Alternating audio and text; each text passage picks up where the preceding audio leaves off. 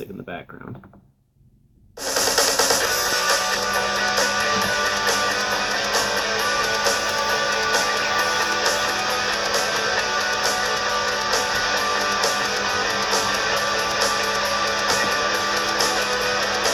You're close enough to touch the cloud and silver lining, but you prefer the poisons all around the cage. Someone take what you've got now without a warning, and you cannot find a reason why to smile on your own. And I feel that before you get your life on track, they'll do it again and again and again. You better hide yourself away, run and run and run away. Underneath the surface, scars that we are learning another way to tell apart the fear from crime. It's up to us to kneel or stand, but I can feel the tide is closing in and comprehend it's how the world revolves. And I fear that before you get your life on track, they'll do it again and again and again. You better hide yourself away, run and run and run away. Run, run, run away. You better hide yourself away. They'll do it again and again and again.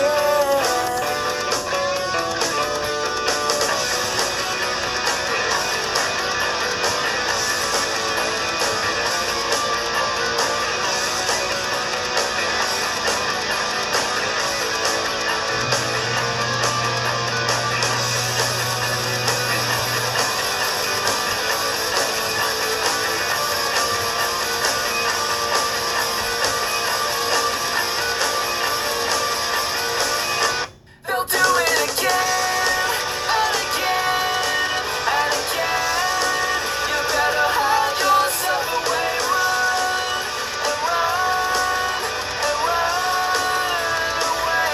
They'll do it again and again and again. You better hide yourself away, run and run and run away.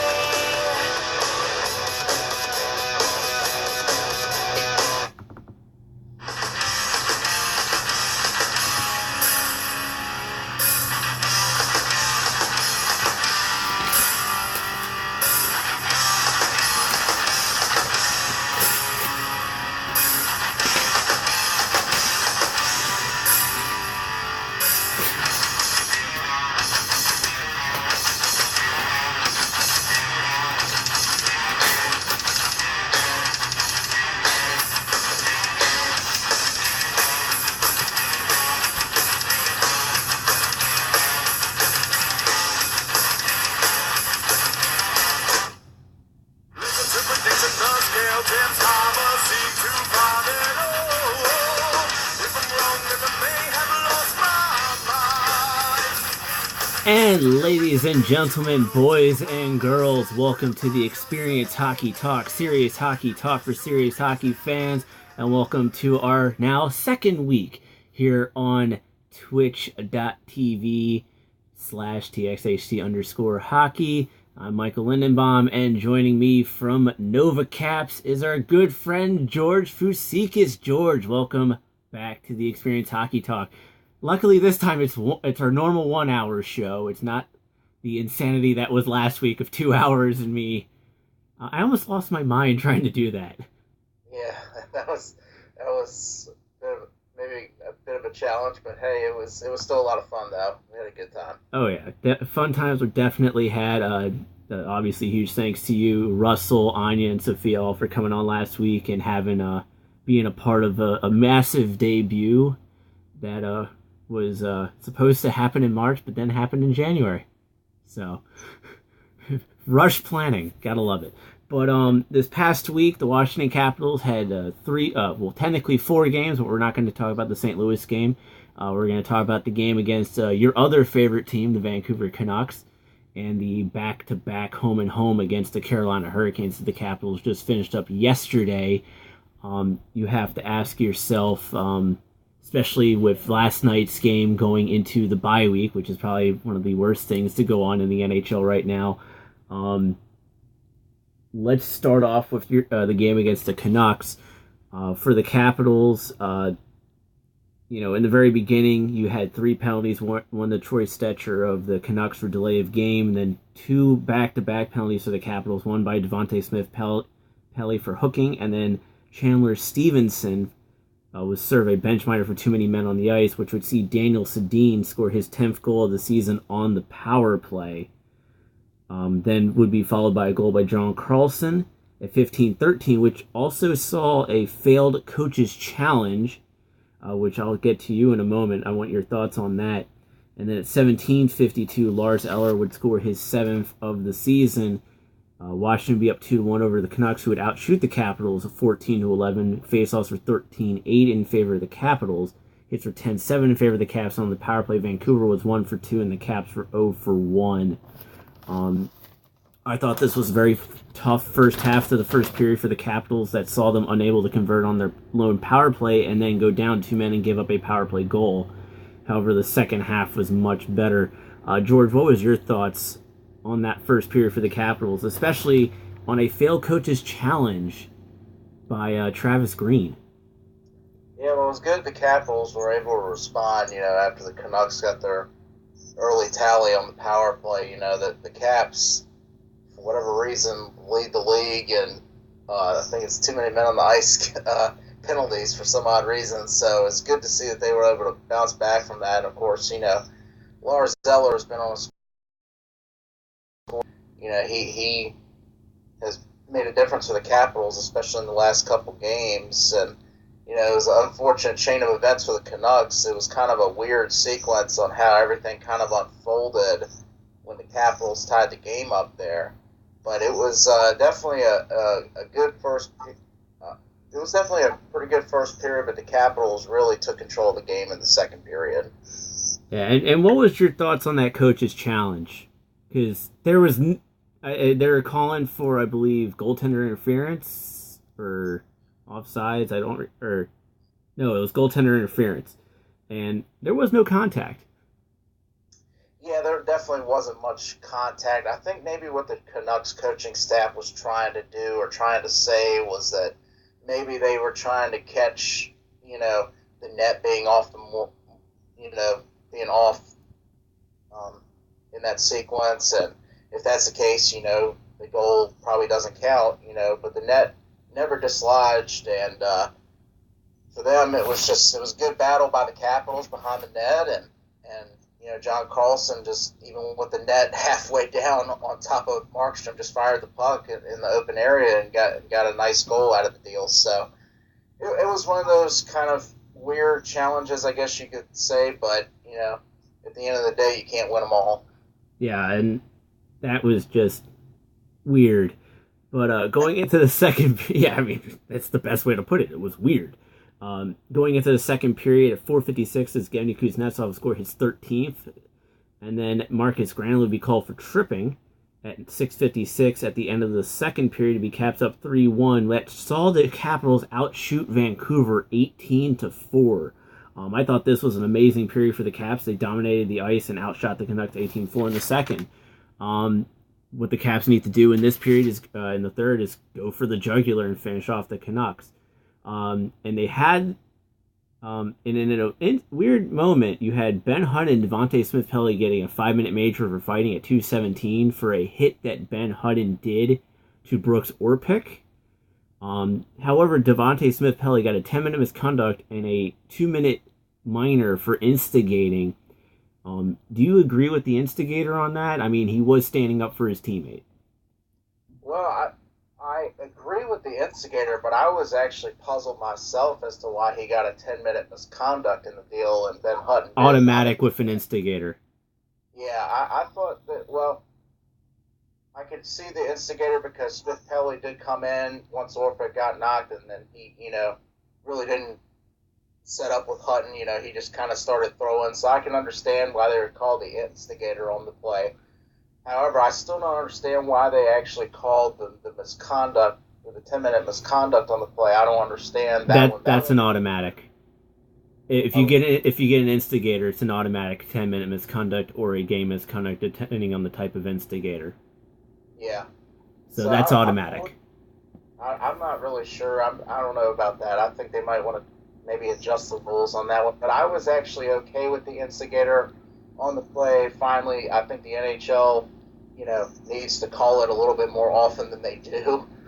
There's plenty of times where the instigator rule is not used enough, and so it was finally refreshing to see that I actually think that they did make the right call on here. After what I thought, it was a pretty clean hit. It's one of those plays where it's bang, bang, and Orpik got the shot off, and Hutton's just trying to, finish him off, and so he can't get another shot in front of the net. So I thought it was pretty clean hit, pretty clean hockey play, and, obviously Brooks Orpik is well respected in the Caps locker room, so if he gets knocked around, somebody's going to step in, and that's what Smith Pelly did. So, in Smith Pelly's defense, I'd probably react the same way. So he did good for his team there. Yeah, and I have no argument with that either.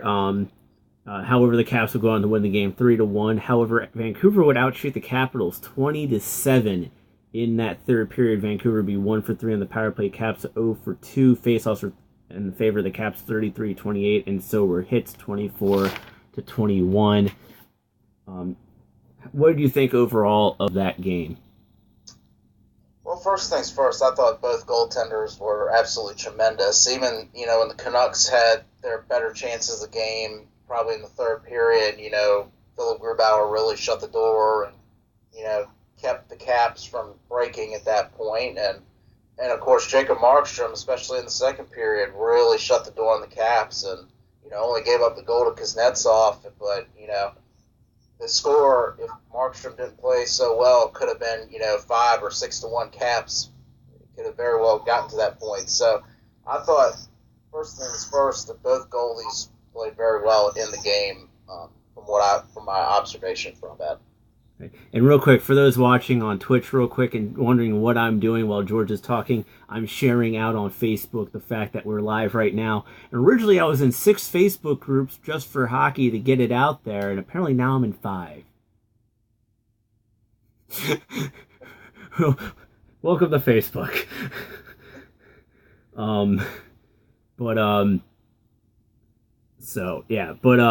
Going on, we had the Capitals versus the Hurricanes the other night. I'm going to go over Carolina's lineup real quick because this is a very interesting one, and I'll explain why when we go into last night's game.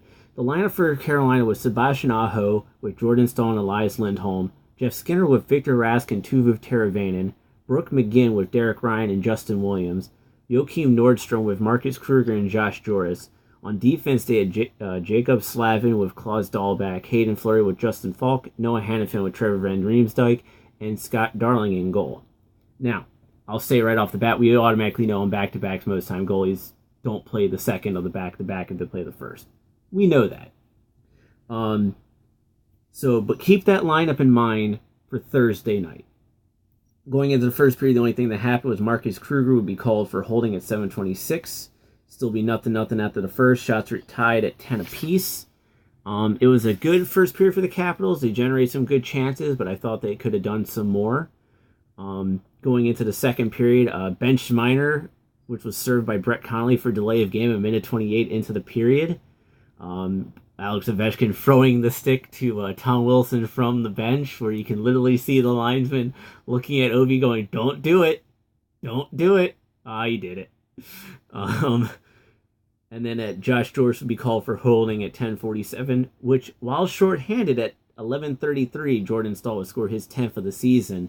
And then at 16:05, Lars Eller would score his 8th of the season, assisted by TJ Oshie and Christian Jus. It'd be tied 1-1. In the second period, shots were 15-8 in favor of Carolina. Faceoffs were 21-11 in favor of Carolina. And on the power play, both teams were 0-1 and 0-2, respectively. This was an okay period for the Capitals, which saw the Caps squander their lone power play opportunity of the second period and give up a shorthanded goal at the same time. Great goal by Eller to tie it back up for the Capitals. They need to play smart and push the play against a very structured Hurricanes team, which also was very motivated over the fact that they had new ownership that night, starting that night with Thomas Dundon. And then in the third period at 10:54, Victor Rask would score his 11th of the season. Then Klaus Dahlback would be called for slashing. And then at 18:31, Sebastian Aho would get his 15th of the season from Elias Lindholm, which would be an empty net goal. Carolina would go on to win 3-1, outshoot the Caps 33-28. Faceoffs were 28-27 in favor of Carolina, so Capitals did much better in the third period in regards to faceoffs. And on the power play, Carolina was 0-1 and the Caps were 0-3. Tough loss for the Capitals. What was your thought on that first game between the two teams? Well, I just thought the Capitals honestly, they came out very flat, and they had a lot of giveaways in this game too, and that they just didn't seem like they were very motivated to play. And there were a couple plays, especially on the power play, where the Canes capitalized shorthanded. One bad pass and one mistake, and guess what? It goes the other way, and it ends up in the back of the net. And then you're playing an uphill battle from there. So I thought the Capitals were a bit sloppy this game, a bit dismotivated, a bit lethargic, if you want to call it that. And I really don't think that they challenged Scott Darling enough in this game. Scott Darling saw a lot of the shots that he faced, and the Caps just played it was too much perimeter play on their part. They didn't challenge. They didn't, get to the middle of the ice, get to the front of the net, and it was just a very sloppy effort by the Capitals this night. Yeah. And then, real quick, good morning, Shaggy. Good morning, Dixon. Shaggy, I saw that you tried putting in a link into the chat. Please note that I do have links turned off in the chat room for reasons. But good to see you guys are watching. Dixon, I hope you're being safe on your way up to Pittsburgh. Please don't get stabbed. It is Pittsburgh. They do like their steel, so just be careful. No shot whatsoever at anything or Sidney Crosby. See, I took the high road slightly. There's plenty of high roads up in Pittsburgh, Michael. So it's all driving around up there too. Yeah, but then going into last night's game, I mentioned the Carolina Hurricanes lineup going into Thursday night's game. Well, this is last night's lineup. You had Sebastian Aho with Jordan Staal and Tuvu Teravainen, Brooke McGinn with Victor Rask and Justin Williams, Jeff Skinner with Lucas Wallmark and Lee Stempniak, Philip DiGiuseppe with Marcus Krug and Josh George. You had Jacob Slavin with Justin Falk, Noah Hannafin, and Trevor Van Riemsdyk, Hayden Fleury with Klaus Dahlback, with Cam Ward in net. So their entire offense got flipped all over the place. You add in Lee Stempniak, who played his first game of the season because he's been out with injury. Derek Ryan comes out of the lineup. And there are other tweaks, guys moving to different lines and everything. And this is after winning against, the Washington Capitals the night before. But then going into the first period, Brett Connolly will be called for interference at 3:10. On that power play, 10 seconds later, Jordan Staal will score his 13th of the season from Justin Williams and Sebastian Aho. Then Klaus Dahlback would be called for holding at 5:28, and on that power play at 7:25, Lars Eller would get his 9th goal of the season and his 4th straight game with a goal from Alex Ovechkin and Jacob Vrana. And then Hayden Fleury would be called for hooking at 18:28. At the end of the first period, to be tied 1-1. Shots were 12-10 in favor of the Caps, and on the power play, both teams were 1-for-1 with the Caps second in progress. It wasn't a solid period for the Capitals, but they were fighting to stay in it, especially on that goal by Lars Eller, which, we'll talk about the game winner in a moment, going like, wow, that really happened. the first goal was a wow, that really happened goal. What was your thoughts when you're watching that play? Oh, I mean, it was absolutely amazing. I mean, just it was absolutely amazing. I mean, that the Capitals did not, they didn't play a perfect game in this game, and to see a game-winning goal, especially like Jay Beagle's, it was absolutely phenomenal for them to happen. But even more, I think the key goal that just really turned things around, happened to be Brett Conley's in the third period. He scored with just a little over 3 minutes left, and I think that really sparked the Capitals and lit a fire under them, and they pretty much rode the momentum the rest of the way and into late in the third period, and they finally got rewarded for their effort. They really didn't play a great game, especially in the second period, but they kept battling and against a pretty good team, and they were able to steal 2 points out of the deal. Yeah, and bringing this up, in the second period at 8:45, Dmitry Orlov will be called for holding. 5 seconds later on that power play, Sebastian Aho scored his 16th of the season from Justin Falk and Jordan Stahl. So 2 power plays, 15 seconds combined of time for the Carolina Hurricanes, 2 goals. So that was very bad for the Caps. And then Jay Beagle, 1.3 seconds left, wins the game. And of course, Alex Ovechkin would score 28 seconds into the second period, right when the power play expired. So not a power play goal, just a regular even strength goal for the Capitals. And Jeff Skinner scored a minute 48 into the third to get the third goal for the Hurricanes going into the bye week. So, which means we have nothing to talk about essentially until, I believe, Thursday they have their first game? Yeah, Thursday when they play in New Jersey. That's what, as I look at the pocket schedule posted to my dresser. So we don't have anything to talk about, Caps related until they play on Thursday.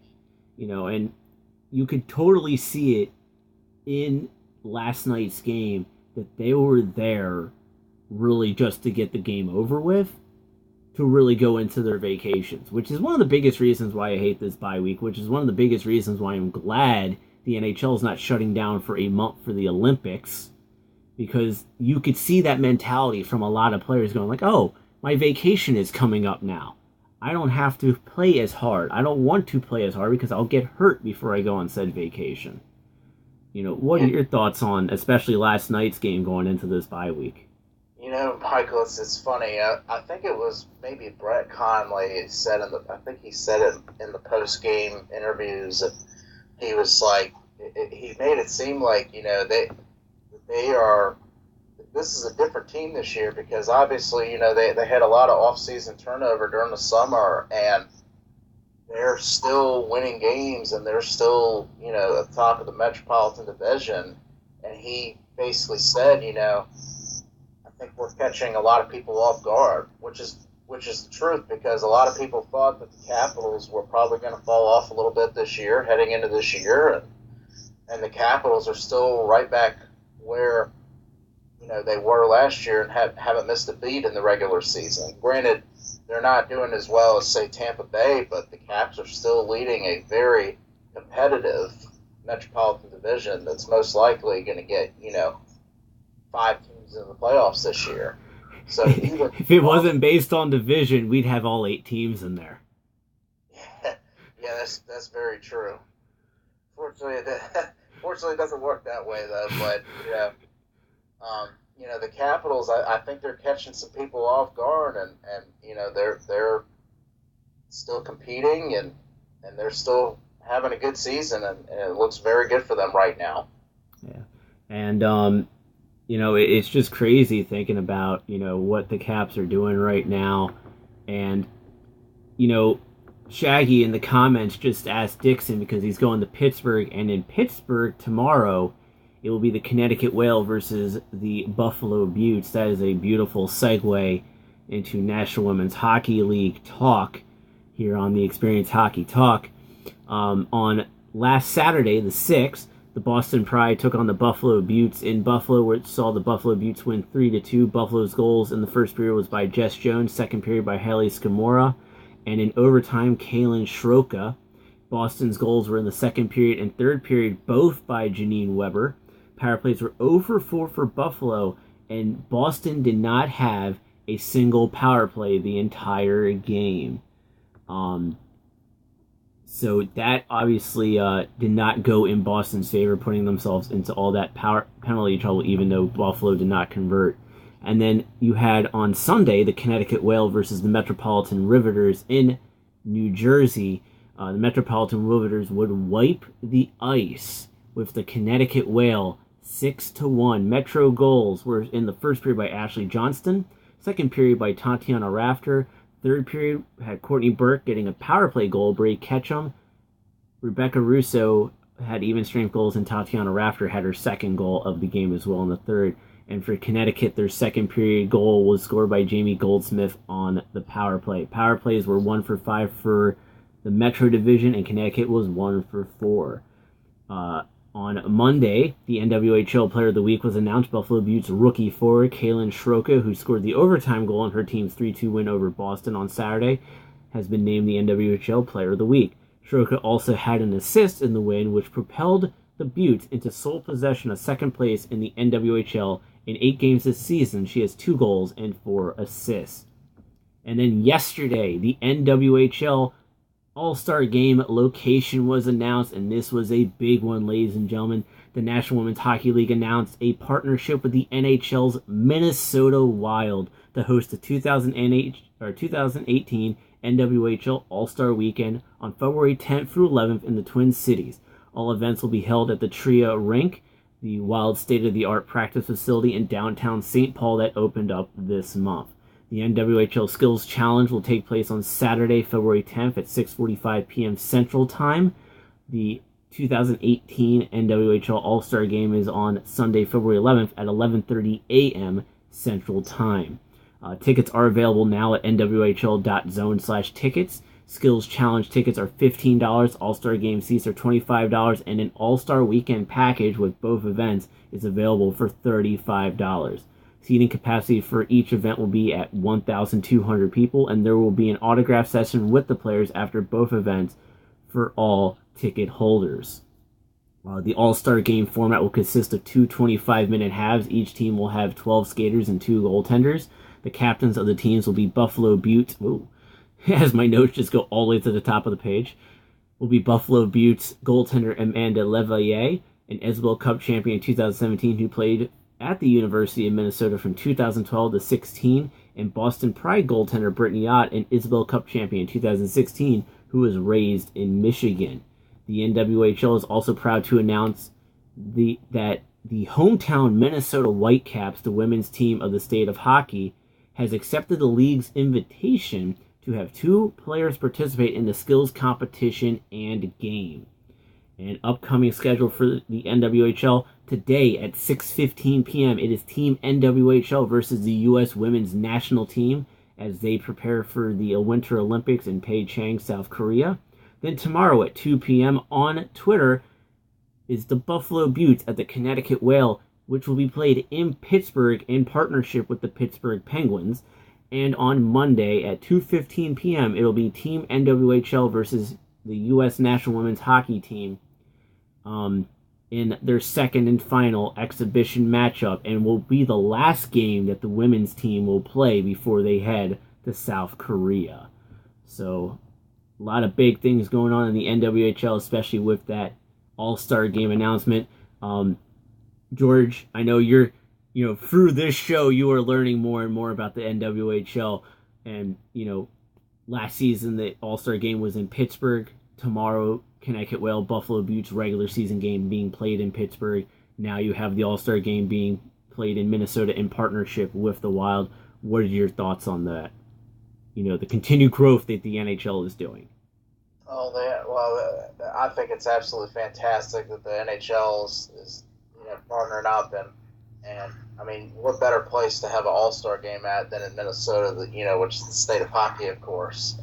I'm sure that it's going to be very well attended, and it's going to be a fun event. I mean, you can't beat it, and obviously it's a huge deal for the NWHL, and it's great that the NHL is getting involved and really helping, hockey grow as a sport. So I think it's been wonderful.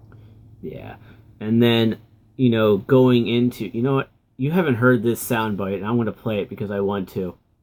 Because I love it. And ladies and gentlemen, it is now time. Get ready, Dixon. I know you're going to hate this. News and Notes.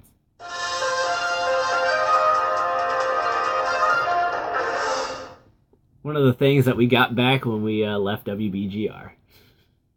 But, because we did it way before we went to WBGR. But for NHL News and Notes, going back to Sunday, William Karlsson scored the go-ahead goal with 11:02 remaining in regulation to help the Western Conference leading Golden Knights boost their record to 29-10-2 this season, including a 14-1-1 mark in their last 16 contests. Did we really think we'd be talking about this? The Golden Knights, they've really had a tremendous story in their inaugural season. It's been very fun to watch. I don't think anybody expected them to be where they are right now, but they sure look like a lock for the playoffs. And they legitimately have right now one of the best home ice advantages in the league, and it's not even close. So what they've built up there is something special, and honestly, it's very fun to watch. Well, you mentioned the thing about home ice. And one of the big things that, I've heard Joe Beninati talk about when the Caps played in Vegas is that it's a massive culture shock for everyone going in there. Because when you're the road team going into Vegas, you really don't know what you're expecting. Obviously, teams like Los Angeles and Anaheim and San Jose and Arizona, who are going there more than, say, the Capitals only go there once a season, they're getting a little bit more accustomed to it. But, that's what it ultimately is right now. It's a culture shock that's hitting every team in this league going like, we weren't expecting this from Vegas in general. Not just that, they knew what to expect from the team because they know what Gerard Gallant's about. They know what a lot of those players are about because each team lost a player to that team. So, they expected that, but they never expected the actual atmosphere. And that shakes people a little bit sometimes when it's that massive culture shock. Yeah, I look at their atmosphere, and it's very similar to, watching their games. It's very similar to watching a game at Staples Center and watching the Kings play. It's you're under the lights. The crowd's very active. They're passionate, and like you said, it is a culture shock. And Vegas is one of those things too, where it's a very unique location. And there's plenty of distraction in Las Vegas, let's be honest. It's definitely a vacation type destination, and players somehow, some way need to find a way to leisure second, because Vegas is one of those locations where George, your mic's cutting out. It's like when an Eastern Conference team goes to LA and plays a game. Sometimes, they love to explore the different atmosphere and the location, and it can be very distracting sometimes. So I think Vegas, they're building something special, and they're taking advantage of their surroundings. Yeah. And then going on Monday, it was announced that Columbus Blue Jackets defenseman David Savard had been fined $5,000, the maximum allowable under the CBA, for slashing Florida Panthers forward Vincent Trocheck on Sunday, January 7th. That incident occurred at 16:02 of the third. And then the 3 stars of the week were announced. You had, first star was Patrice Bergeron, center of the Boston Bruins. Bergeron shared the league lead with 5 goals in 3 games to power the Boston Bruins to a 2-0-1 week, extending their overall point streak to 11 contests. He scored the winning goal in a 5-1 triumph over the New York Islanders on January 2nd, and then he established a match career highs for goals and points in one game respectively, 4 goals and 5 points, and a 7-1 victory over the Carolina Hurricanes on January 6th. The second star was Jonathan Bernier, goaltender of the Colorado Avalanche. Bernier went 3-0 with a 1.60 goals against average, a .957 save percentage, and 1 shutout to guide the Avalanche to a perfect week and help extend the team's overall winning streak to 5 games, their longest such run since December 12th through 19th, 2015. And then the third star, we were talking about Pittsburgh earlier, Sidney Crosby, center of the Pittsburgh Penguins. Crosby collected a league-high 7 assists and 8 points in 4 games to lead the Penguins to a trio of wins. So those are your 3 stars: Patrice Bergeron, Sidney Crosby, and Jonathan Bernier. And then I want to skip that for a second because I know all the tears that were about to be shed because of it. But as we had mentioned, Thomas Dundon assumes majority ownership of the Carolina Hurricanes. This took place on Thursday. Key notes, as was brought up during the Caps game last night in Carolina, the team is not allowed to be moved for 7 years. After 3 years, Thomas Dundon is allowed to purchase full, I believe after 3 years or 4 years, he's allowed to purchase the full majority from Peter Kalmanos for the Carolina Hurricanes. He owns 61% of the team, whereas Kalmanos owns the other 39%. He definitely plans on working on fan atmosphere. What do you think new ownership will be like for the Carolina Hurricanes?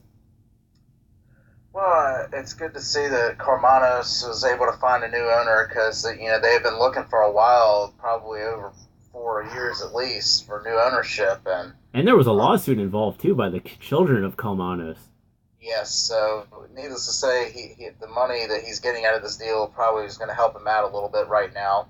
But it's probably a good thing for the Hurricanes to finally move on because Karmanos is getting up in age a little bit, so maybe a younger guy like Thomas Dundon can bring in something different and change things around a little bit and just change the culture of the team because obviously that they haven't won, they haven't made the playoffs in several years, so the fans are frustrated and they haven't been coming to games as often, so things need they need a fresh start as a franchise. So I think that this can only benefit them in the long run. We'll see what new ownership can do, but if anything, I think it's more optimism than anything else. Now, I want to throw this out there in regards to attendance. It's very hard for Carolina to actually give themselves a fighting chance when realistically, if you don't play games on weekends, you're not going to get them because that is your biggest attendance date. I mean, I see people make cracks about like, look at those empty seats and it's a Tuesday night game. Well, yeah, that's the thing. It's a Tuesday night game. You got to play your biggest attended games are always going to be Friday nights, Saturdays, and Sundays, especially if it's a Sunday, like during the day type of game. But in Carolina, it's more about Duke, it's more about North Carolina, and it's more about the Carolina Panthers. They're the dominant ones. This is also why Atlanta failed and then moved to Winnipeg, because people care about the Braves, the Falcons, and the Atlanta Hawks. Plus, you also have Georgia State, and all the colleges down there as well. And I believe in Carolina, you also have Wake Forest.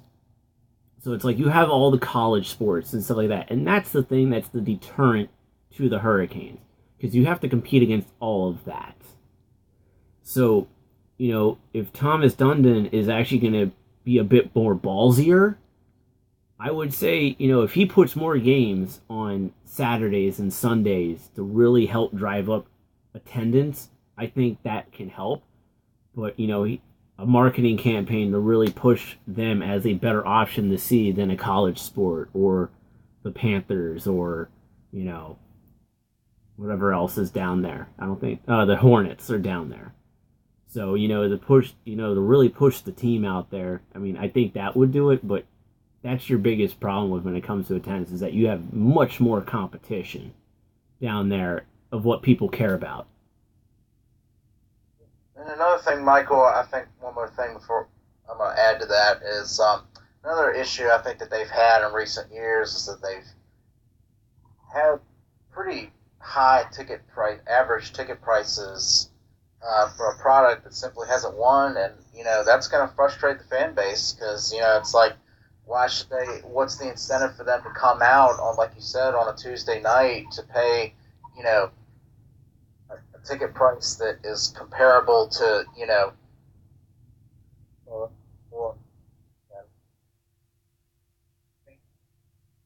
like that high when product is good. Your mic is cutting out again. You have to give the fans an incentive to come to the game, and obviously with above average ticket prices, higher ticket prices, that's not going to encourage fans to come to the game since they know that the product on the ice has been struggling in recent years. So I think it's another thing that the Carolina needs to work on as they move their make their transition to new ownership. Right. Now, as I mentioned to you earlier, and we talked about this privately when it was announced, but all the tears, and let me grab my fans' tears real quick. Drink some water. Delicious tears. Later I'll be drinking the blood of my enemies. But, the All-Star Game rosters were announced. And it's a 3-on-3 format. It's broken down by divisions. You can have 6 forwards, 3 defensemen, and 2 goaltenders. So real quick, I'm just going to run down these rosters. And then we'll talk about snubs. For the Atlantic Division, you have from the Florida Panthers, Alexander Barkov. From the Buffalo Sabres, Jack Eichel. From the Tampa Bay Lightning, Nikita Kucherov. From the Boston Bruins, Brad Marchand. From the Toronto Maple Leafs, Austin Matthews. From the Tampa Bay Lightning, as voted by the fans to be captain, Steven Stamkos. From Detroit, Mike Green. From the Tampa Bay Lightning, Victor Hedman. From Ottawa Senators, Erik Karlsson. From the Montreal Canadiens, Carey Price. And from the Tampa Bay Lightning, Andrei Vasilevsky. I'm not going to mention coaches because that is not part of the conversation that I want to have with you. For the Metropolitan Division, we have from the New York Islanders, Josh Bailey. From the Pittsburgh Penguins, Sidney Crosby. From the Philadelphia Flyers, Claude Giroux. From the New Jersey Devils, Taylor Hall. From the Washington Capitals, as voted by the fans, Alex Ovechkin. From the New York Islanders, John Tavares. From the Carolina Hurricanes, Noah Hanifin. From the Columbus Blue Jackets, Seth Jones. From the Pittsburgh Penguins, Chris Letang. From the Washington Capitals, Braden Holtby. From the New York Rangers, Henrik Lundqvist. In the Central, you have from the Blackhawks, Patrick Kane. From the Avalanche, Nathan McKinnon. From the Blues, Braden Shen. From the Stars, Taylor Sagan. From Minnesota, Eric Stahl. From Winnipeg, Blake Wheeler. From the Stars, John Klingberg. From St. Louis, Alex Pietrangelo. From Nashville, as voted by the fans, PK Subban. From the Winnipeg Jets, Connor Hellebuck. And from the Nashville Predators, Pekka Rinne. And then from the Pacific Division, you'll have from the Vancouver Canucks, Brock Boeser. From Calgary, Johnny Gaudreau. From the LA Kings, Anze Kopitar. From the Edmonton Oilers, Connor McDavid, as voted by the fans. From Vegas, James Neal. From Anaheim, Rickard Rakell. From San Jose, Brent Burns. From the LA Kings, Drew Doughty. From Arizona, Oliver Ekman-Larsson. From Vegas, Marc-Andre Fleury. And from the LA Kings, Jonathan Quick. And do note that Victor Hedman is now out of the All-Star game because of his injury that was sustained. It was announced that he is out 3 to 6 weeks with a lower body injury that he sustained Thursday night in the Tampa Bay Lightning's game. Now, I love how everyone's just mentioning me in comments now on Facebook about other stuff that is not this show. But going into this, and we've seen everyone complain about like snubs and all this other stuff, and everyone's complaining that, John Carlson needs to be in the All-Star game, Nicholas Backstrom needs to be in the All-Star game, and, again, look at the format. You can't do that. Now, you and I both mutually agree Sidney Crosby should not be in the All-Star game, but Phil Kessel should be in representation of the Pittsburgh Penguins. We both agree with that. We both also agree that Chris Letang should not be in the All-Star game either because he's not having an All-Star year. But real quick, I just want to run through this because I wanted to run numbers and take a look at this. There are 21 teams in this All-Star game that only has one representative. 21 teams have won. 8 teams, including the Washington Capitals, have only 2 representatives. You have 1 team with 3 representatives, which is the Los Angeles Kings. You have 1 team that has 4 representatives, which is now going down to 3, which is the Tampa Bay Lightning, who are also the host team of the All-Star Game. So, host team, you give a pass to because they're hosting it. You cater to their fans. LA, I get they're having a resurgence. A lot of those guys deserve it, and it's kind of, Arizona probably shouldn't really have anybody in the All-Star Game, but you kind of had no choice but to throw somebody in there. So you throw Oliver Ekman-Larsson in there. But when you look at the Metropolitan Division, the Islanders have 2 representatives. The Penguins have 2 representatives. The Capitals have 2 representatives. The Rangers have 1. The Carolina Hurricanes have 1. The Columbus Blue Jackets and the Philadelphia Flyers and the New Jersey Devils have 1. There's no way you can have 4 Capitals be representing the team in this All-Star Game. You can't, because you have to be able to represent all the teams. So, and we've talked about, Phil Kessel should be replacing Sidney Crosby, and there's a good reason for it. Sidney Crosby this season has 15 goals, 28 assists for 43 points. Out of all the forwards, he has the second fewest of all the All-Stars in the Metropolitan Division. The second fewest for points. The fewest is actually Taylor Hall, the New Jersey Devils, who has 15 goals, 27 assists for 42 points. And these stats are as of 1/10/2018, the day that the rosters were announced. So please note that. It does not include the last 3 nights of games. Phil Kessel has 18 goals, 29 points, 47 points. Evgeny Malkin has 17 goals, 25 assists for 42 points. Some can argue that Evgeny Malkin is having a better season than Sidney Crosby. Then let's move on to defense to replace Chris Letang. Now, of course, everyone will argue for John Carlson, who has, as of 1/10, 5 goals, 29 assists, and 34 points. Obviously, that has kind of changed in the last 2 nights. And is the second highest defenseman in points in the National Hockey League. Yes, but the Capitals already have 2 representatives. So let's take a look at some other people who could theoretically go in there. And I went through every team's roster and I put it based on points. For Columbus, you have Zach Werenski, a second-year player. 11 goals, 9 assists for 20 points.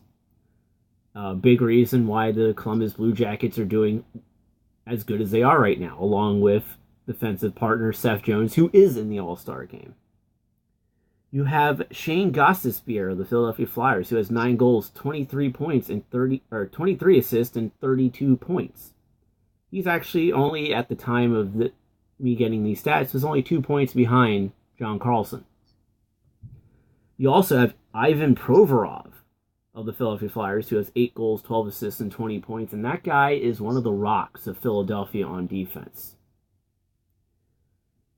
You also, and then you also in New Jersey have Will Butcher, who has 2 goals, 23 assists, and 25 points, and probably is one of the biggest catalysts as to why the New Jersey Devils is having the success that they are having this season. I just listed 4 other defensemen that can give those other teams at least one other representative, because they only have 1 representative to replace Chris Letang. And then actually, if you want to get technical, say you want John Carlson in there. Okay, let's pull Braden Holtby out, because there's 1 goalie that can replace him easily in the All-Star Game, and that's Sergei Bobrovsky of the Columbus Blue Jackets. Braden Holtby has a 2.68 goals against average with a .917 save percentage and 24 wins. Sergei Bobrovsky has a 2.40 goals against average with a .922 save percentage and 21 wins. Bobrovsky has a better goals against average and save percentage than Braden Holtby does so far this season. And as I'm saying this, wearing a Capitals Hockey Fights Cancer t-shirt with Capitals tattoos showing. I'm not bashing my own team. I'm just saying we need to be fair to the other teams. We need to allow the other teams to be represented as well. Tampa Bay being one exception because they are the host team and they are the ones who, you got to kind of pander to that home base, which, George, I know you're going to the skills competition. Yes. So you're going to be having fun with that. And this is where, now, I want to bring you into this conversation. And I have other players. I have a lot of forwards written down, too, that could easily replace other players in the Metro Division if we wanted to, just because I wanted to write a list. But you're going to the skills competition, which, by the way, I wish you a lot of fun going to that and enjoy that massively awesome vacation that you and your family are going to have. But when you go to an event like that, don't you want to see every team representative? Don't you want to see the best players from every team and not just your team? I mean, it's always cool to see all the teams represented.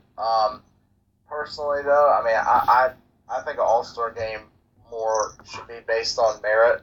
So I think that players that legitimately deserve to be there, that are having good seasons, should be there. And that goes to any position or any team, Whatever defenseman, is lead, I don't see why a defenseman like John Carlson should not be in the All-Star game for the simple fact that he's, second among defensemen or third among defensemen in points. So I see it more along the lines, too, is, there has to be some merit to it, and there has to be, you have to include the players, too, that legitimately deserve it. Now, I'm not ruling out against, players from each team representing, but I think there might need to be a cutoff point at some point. Yeah, and please note, I'm not saying John Carlson doesn't deserve it. I'm not saying Nicholas Backstrom doesn't deserve to go. They do. And actually, it was interesting because earlier in the week this week, Nicholas Backstrom was on Elliott in the Morning on DC 101, and Elliott actually asked him about going to the All-Star game, and I think it was actually the day before the rosters were announced, and Nicholas was like, I kind of don't want to go. I'd rather spend time with my kids and, and do stuff with my wife, and it's like, a lot of guys are like that too. They don't really want that recognition. They just want to be out there, be a contributing factor to their team, and just play the game and do their best to help their team win and get that ultimate goal of a Stanley Cup. And and that's Nicholas Backstrom, saying no, I'd rather not go. Then he also joked that when asked about possibly fighting Joe Thornton, he was like, yeah, I'd probably just try to hide. But So, obviously nobody's really asked John Carlson publicly his thoughts on the All-Star game and, in other people's words being snubbed. But, John Carlson could easily have the same mindset as a Nicholas Backstrom, where it's like, kind of don't want to go. I want to be with my kid and be with my wife and spend that time with them instead and just be a contributing factor to my team and help the team get that ultimate goal of the Stanley Cup. So, but we've never heard Carlson say anything publicly about it, so we don't know. And your mic is cutting out again. I saw you trying to say something, and you're like, I can't hear you. Yeah, I think it's one of those things where I agree with you too. Some guys, they don't like the recognition. They don't, embrace that kind of spotlight and everything. And I think some guys actually use the All-Star period, as kind of a rest point for them, and which is also a good thing. They can rest their bodies for a few days and take a little bit of a break away from hockey. So I feel that. So what you're saying is the bye week's completely useless then? Oh, I've never been a fan of the bye week. I mean, I thought the NHL was totally fine without the bye weeks. Oh, same here. I hate the bye week with a passion. It's just on the same lines as shutting down the league for a month for the Olympics. You don't need it. But I mean, I think with the NHL, I think they need to get rid of the bye weeks, and I think that they need to push the regular season up a little bit. And instead of starting the regular season in early October. I think they need to push it up to mid-September, and that way that'll stretch out practice time a little bit, and the season should end a little bit sooner than it does. I think that would actually help the NHL, in regards to stretching out the season a little bit, providing more practice time for the players, and then after that you can get rid of the bye weeks if you stretch the season out a little bit more and push it back towards mid-September. Yeah, I remember back in our days, making us sound older than we really are. I'm 31, by the way. But I remember games starting on my birthday, October 1st. And then the season would end the last week of March. The Stanley Cup would be awarded middle to end of May. I miss that. Yeah. I really do. I miss that. So,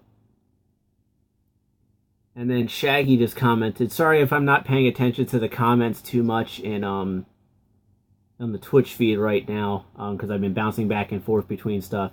Shaggy says, rest does the body good. I think they need to make the bye week later in the season. Well, see, here's the thing. I don't think they need the bye week at all. And here's why. You have an all-star break, which a lot of teams treat as a bye week. Also, it is a known fact, and we've seen it last season, and we essentially saw it last night in the Caps game, that when you get up to that point, you stop trying, essentially. And you let the steam out of your momentum, and then you have to rebuild all that momentum again. So if you put that later in the season, say you put that at the end of February or the beginning of March, you're really letting the steam out of your sails going into the playoff push. Having it here in January, where you have essentially 2.5 months before, you get into that playoff push. And keep in mind, we're a month and a half away from the trade deadline too. And we'll have a trade deadline special when that happens, which I'll have to get you, George, and Russell from Full Tilt and a couple others on, because that'll be a major one, especially if there's some big deals, especially with something that just came out earlier today, was announced.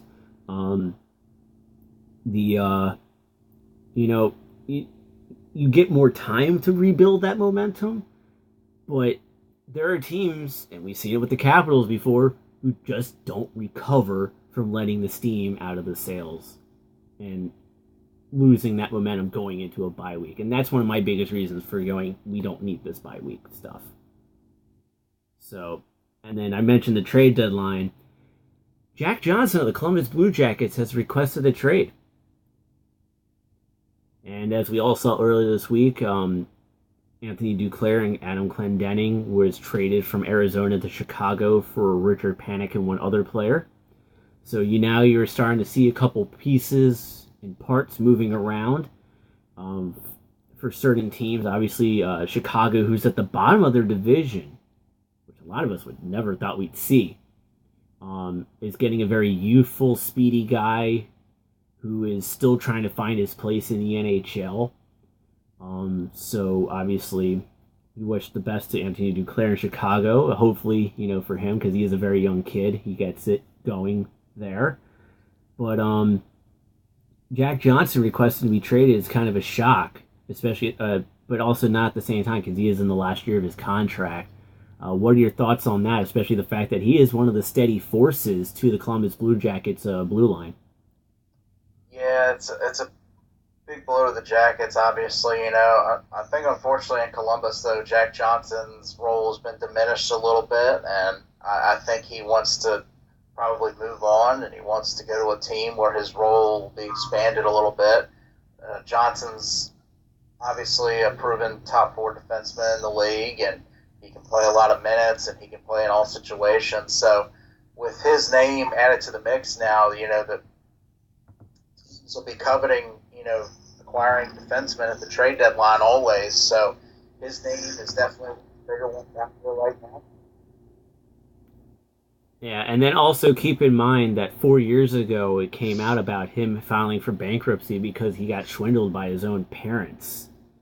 of all people, to be swindled by your parents and to be put into so much debt because of them. He's obviously looking for that next contract that will help him be able to provide for him and his family outside of his parents. I think they've done enough to him already. So it'll be very interesting to see what happens with Jack Johnson, see where he goes, see where he would fit in. And there are other guys who can become rentals, and one of them's an all-star, and that's Mike Green, because he's in the last year of his contract. So, and then going back to momentum, Dixon mentions, look at what happened with the Capitals when that major blizzard hit. Now, albeit the Capitals weren't anticipating a blizzard to knock out a week of their season, but at the same time, it took out a lot of the steam from their sails. So, I said steam from their sails a lot. Talking about momentum, because they had the best phrase to use for that. So, but yeah, George, we got a few minutes left real quick. Plug yourself, plug Nova Caps, plug that viewing party on February 2nd, my friend. Yes. You can find me on Twitter at CanucksFan56. You can find Nova Caps, obviously, at NovaCaps.com. You can also check us out on our Facebook page at Nova Caps. You can find us on Twitter at Nova_Caps. Also on Instagram at Nova_Caps. Once again, I'm going to announce, too, that we're having another watch party. February 2nd, it's going to be at the Miller's Ale House, which is in Sterling, Virginia. There's also going to be a fundraising effort for the lab rescue of the LRCP. So it's going to be a very fun time, very fun for a good cause, and come watch the Capitals and come out and hang out with other Capitals fans as they take on the Pittsburgh Penguins that night. So it'll be a great event. Come on out, bring your friends. It's going to be a great night. Yes, definitely. And then, of course, ladies and gentlemen, looking for sci-fi fun, then come to the Hunt Valley Inn in Hunt Valley, Maryland for Farpoint from February 9th to 11th, 2018. Come see special guests like Matt Frewer, Timothy Zahn, Nana Visitor, and many more. For more information and to purchase tickets, visit farpointcon.com today. And then also Washington, D.C.'s Comic-Con is back. AwesomeCon is returning to the Walter E. Washington Convention Center in Washington, D.C. from March 30th to April 1st, 2018. Come see the cast of Guardians of the Galaxy, including DC's own Dave Bautista, including many more special guests, including 3 members of the cast from Boy Meets World, Ben Savage, Ryder Strong, and Will Friedle. Will Friedle, also the voice of Batman in Batman Beyond. Nerd points right there, Ben Penrod. For more information and to purchase tickets, visit Awesome-Con today. And looking for the latest hockey cards that have come out, or looking for some hockey statues or pot vinyls, then no worries. My friend Donald has all of your needs. For more information on deals and what Donald can do to help you with your collection, email him today at blake4av@aol.com. And also this weekend, starting yesterday through the 15th, he is at the Laurel Garden Ice House in Laurel, Maryland, for the Big Bear Ice Hockey Tournament. He does mail deliveries. He can meet with you. He can help you with your needs. He helps me with my needs when I build my NHL collection. Not just Capitals. I build all the NHL team sets every year. So, and of course, ladies and gentlemen, we are on Patreon. Go to patreon.com/TXHT_hockey. Join the community today. We will be getting back to doing Patreon exclusive content soon. We're just waiting a little bit before we start doing it again, so we're not stressing ourselves over a few things scheduling-wise. And then also, ladies and gentlemen, please make sure to tell your friends that TXHT is here on Twitch. Share the link, twitch.tv/TXHT_hockey. Let them know that we're here. So their chat is just more than 2 schmucks that are friends of mine. And once again, George, thank you so much for coming on the show. We'll have you again, and enjoy your vacation. And when you come back, we'll have to definitely talk about your experience at the All-Star Skills Competition. Yeah, thank you, Michael. It's been great. Thank you again. Yeah, not a problem, buddy. Thank you for coming back. And ladies and gentlemen, with that, we will see you next time on the ice.